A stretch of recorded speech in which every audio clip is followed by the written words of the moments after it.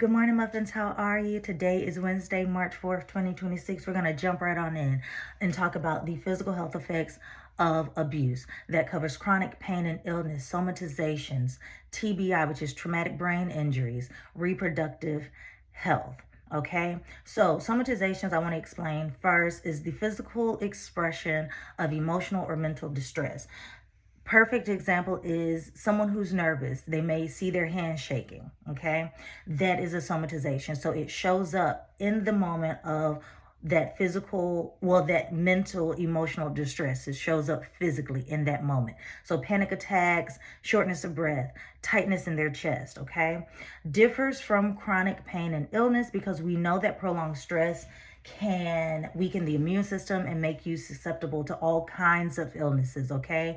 But it's a subcategory, or its own category rather, because it creates an actual health concern, an issue that must be treated on its own with either medication or changing something, okay? So somatizations and chronic pain and illness still are different, even though some of the things overlap.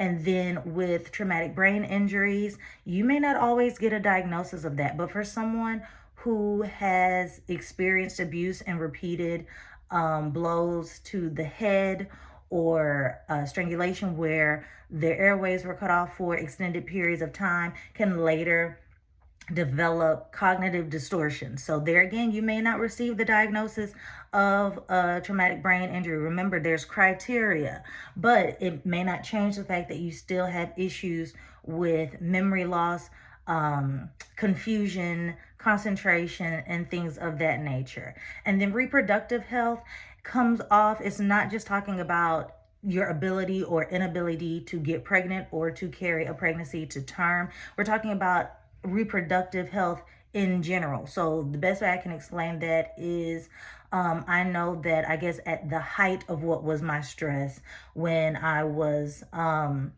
leaving my ex-husband, there was a period from about 8 to 12 weeks where I was like the woman with the issue of blood, and I dealt with that. And I can't say it's because it was heightened stress or because now my body was starting to relieve stress. So all of those things started to affect, but that's what I mean by reproductive health. Anything that is causing an issue with your reproductive system, okay?